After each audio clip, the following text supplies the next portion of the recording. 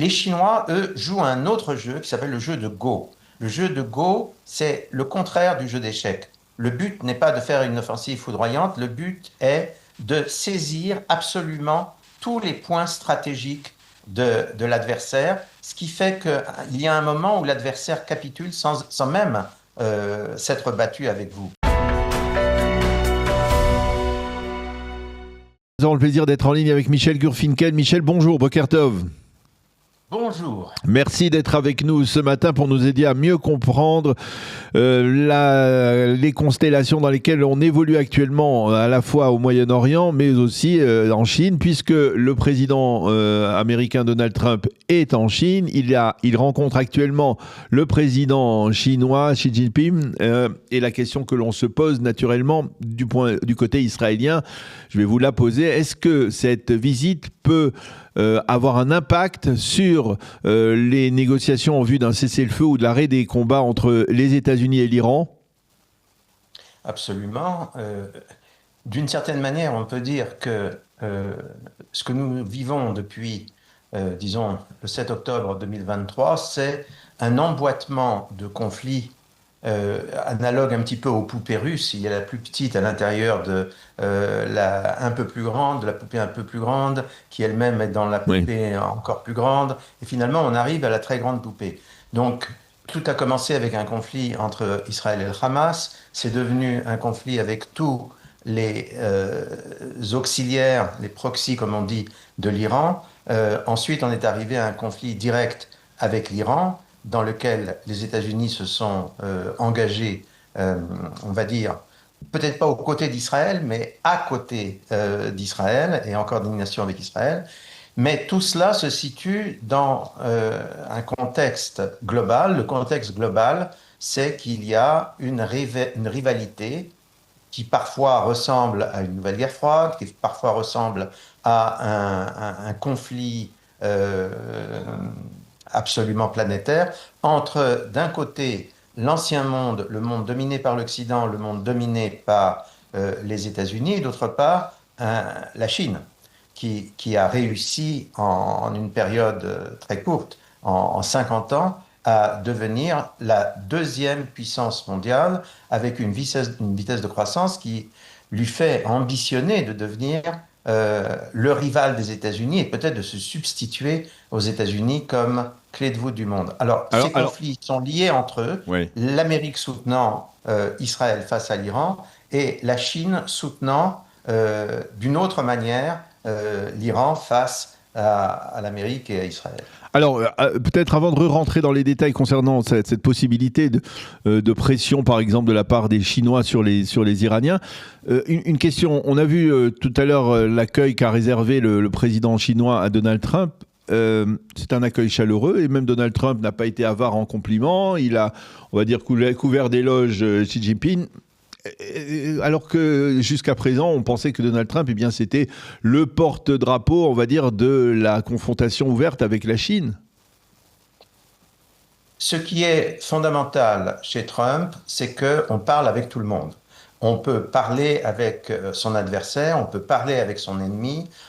Il y a toujours une possibilité de substituer à l'état de tension quelque chose de complètement différent, un état de discussion et peut-être même par la suite un état de coopération. C'est dans la possibilité profonde de la géopolitique telle que Trump y a longtemps songé avant même de devenir président. Vous savez que le cas de Trump est assez étonnant. On dit que c'est un président qui part dans tous les sens, qui Oui. est brouillon.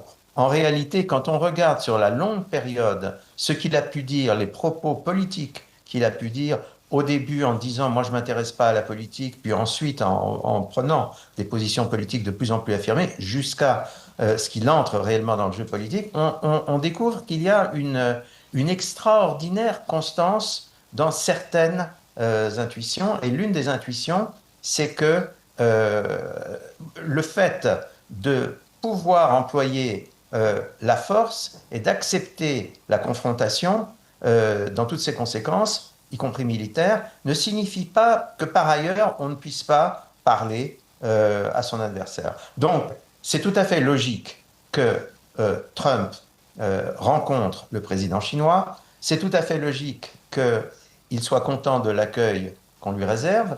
De toute manière, le sommet a été préparé par les équipes des deux présidents pendant des mois, peut-être même plus que des mois.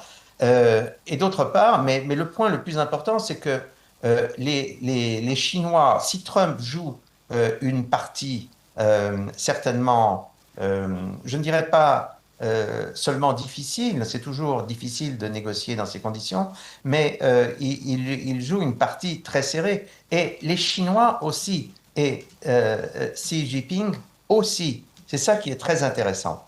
Alors, jusqu'à il y a encore 48 heures, on avait le sentiment que Donald Trump était furieux envers les Iraniens après leur réponse qui n'allait pas du tout dans son sens. Et on s'est dit, eh bien, on est à quelques jours d'une d'une reprise des combats, peut-être même sur un délai relativement restreint. Et puis là, on voit la Chine et on voit cette rencontre et on a le sentiment qu'on n'y est plus du tout, quoi. Est-ce que je me trompe ou alors, par exemple, de retour à Washington, Trump peut décider, après avoir parlé avec Xi Jinping, de reprendre le combat contre les Iraniens? Tout est possible, tout est possible. Personne ne sait exactement au jour d'aujourd'hui quelle est la position ultime des Chinois vis-à-vis de l'Iran.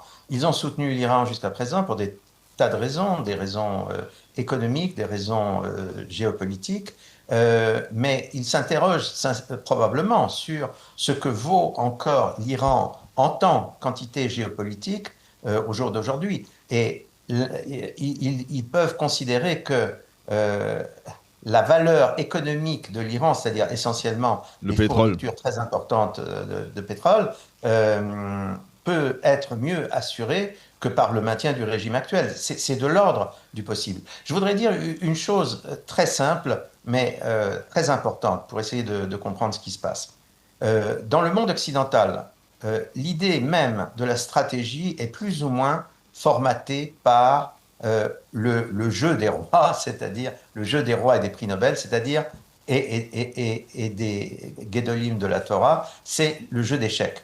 Alors, nous savons quelle est la règle du jeu d'échecs. En fait, le jeu d'échecs est un jeu fondé sur l'offensive. Il s'agit de trouver les coups foudroyants qui, très rapidement, mettent l'adversaire KO, échec et mat. Les Chinois, eux, jouent un autre jeu qui s'appelle le jeu de Go. Le jeu de Go, c'est le contraire du jeu d'échecs. Le but n'est pas de faire une offensive foudroyante, le but est de saisir absolument tous les points stratégiques de l'adversaire, ce qui fait qu'il y a un moment où l'adversaire capitule sans même s'être battu avec vous.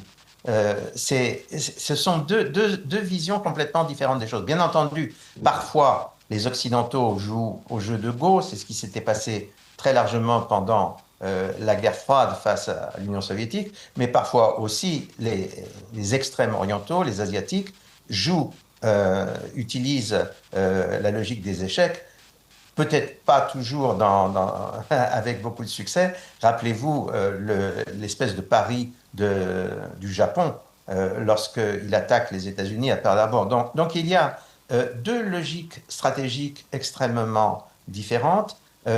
Pour essayer de gérer les relations entre la Chine et les États-Unis, il faut savoir que ces deux logiques existent et il faut savoir interpréter les mouvements de l'adversaire selon les deux jeux à la fois. Alors c'est intéressant ça, Michel, cette comparaison, parce que ça me pousse à vous demander, l'État d'Israël, il se trouve dans quelle constellation, dans le jeu occidental ou dans le jeu de Go chinois? Parce que parfois on a le sentiment effectivement que les Israéliens comprennent face à leurs ennemis qu'ils sont dans une sorte de marathon prolongé, qu'il faudra du temps avant d'en venir à bout.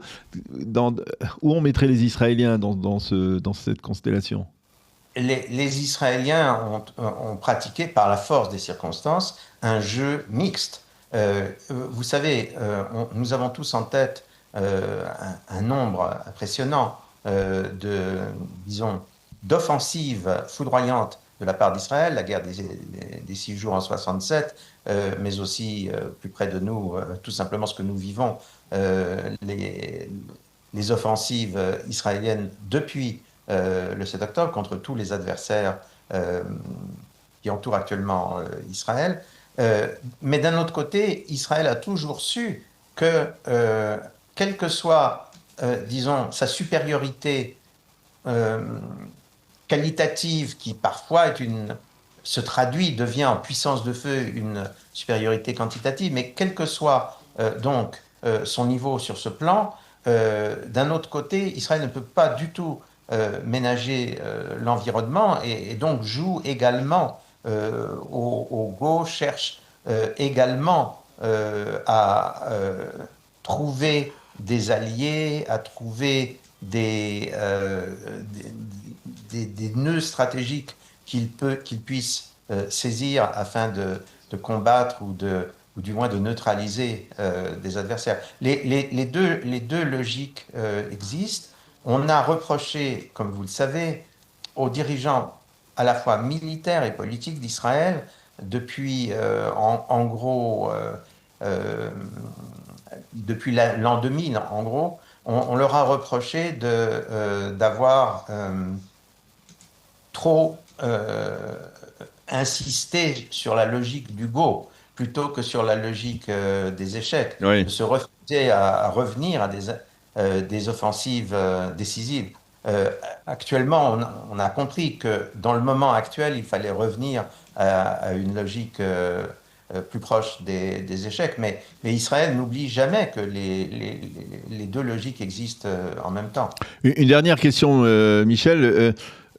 On sait que Donald Trump, en tout particulier pendant son premier mandat, a tout fait pour refroidir les relations entre la Chine et Israël, qui étaient en train de se développer massivement. Aujourd'hui, vous pensez que Donald Trump peut lâcher du lest et laisser peut-être, on verra si c'est le gouvernement actuel ou le prochain gouvernement, consolider des relations avec la Chine ? Alors, avant toute chose, ce n'est pas Trump. Les Américains ont commencé à être, on va dire, nerveux devant le développement des relations entre Israël et la Chine très tôt, c'est-à-dire dès la fin des années 1990. Il y a eu des vétos américains répétés sur... Non, mais il y avait, je me souviens de la visite ici en Israël du vice-président chinois. Il parlait à une époque d'un développement exponentiel des relations entre les deux pays au niveau commercial, au niveau des... Alors, et là, ça a été freiné. Je me souviens même que Trump avait dit non, pas de possibilité de donner aux Chinois. Vous avez raison. Je dis simplement que ce n'est pas une innovation de Trump. C'est quelque chose de très important. Les Américains, quand on débarrasse un petit peu, disons, la nappe de toutes les considérations politiques sophistiquées, quand on essaie de regarder simplement des éléments bruts d'intérêt national, les Américains sont extrêmement intéressés par Israël.